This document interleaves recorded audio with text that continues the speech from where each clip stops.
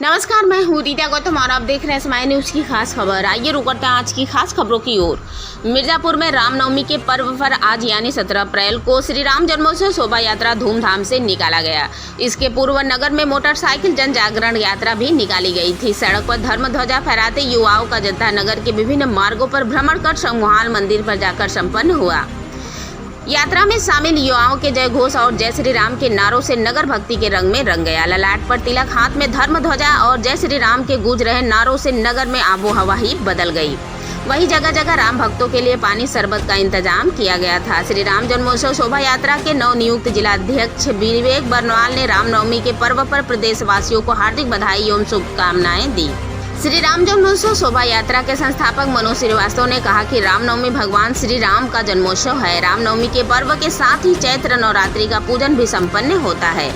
शोभा यात्रा के संस्थापक ने कहा कि भगवान श्री राम हमें धर्म का अनुसरण करते हुए जीवन जीने की प्रेरणा दी। उनका संपूर्ण जीवन हमें भारतीय संस्कृति के उदात्त गुण, श्रद्धा, भक्ति, शक्ति, शांतिशील तथा सदाचार की प्रेरणा प्रदान करता है।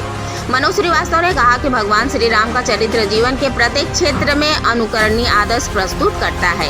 उनका जीवन चरित्र आदर्श के साथ ही आचरण की शुद्धता के लिए प्रेरित करता है।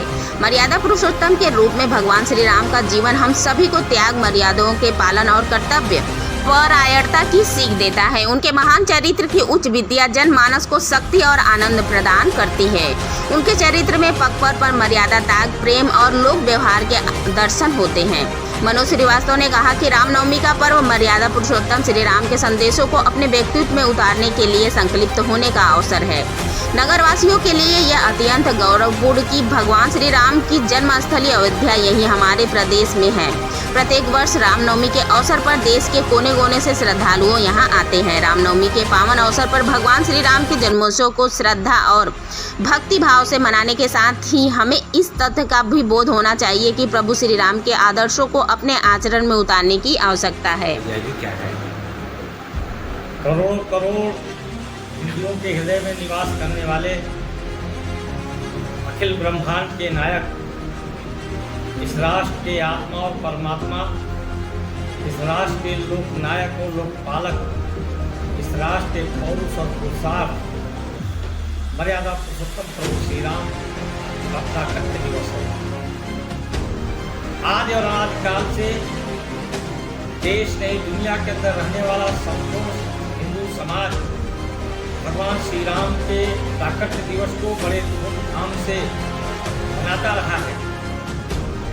उसी कड़ी में मिर्जापुर की धरती पर आज के लगभग 22-23 वर्ष पूर्व श्री राम जन्म महोत्सव शोभा यात्रा समिति का गठन किया गया। कार्यकर्ताओं के अथक प्रयास, मेहनत, परिश्रम से, जनता के आशीर्वाद से मिर्जापुर की श्री राम जन्म महोत्सव शोभा यात्रा आज उत्तर प्रदेश की सबसे बड़ी शोभा यात्रा बन गई है और देश की नंबर 3 पर मिर्जापुर की शोभा यात्रा की गणना होती है। मैं आज के इस पावन अवसर पर संपूर्ण देशवासियों को, संपूर्ण प्रदेशवासियों को, मिर्जापुर के लोगों को बहुत बहुत शुभकामना और भगवान श्री राम के प्राकट्य दिवस पर बधाई देता हूँ। मनोज जी, ये बताइए, 500 वर्षों के बाद प्रभु श्री राम इस बार अपने घर को विराजमान, तो इस बार का शोभा यात्रा कैसा था? संपूर्ण समाज के अंदर एक असीम उत्साह,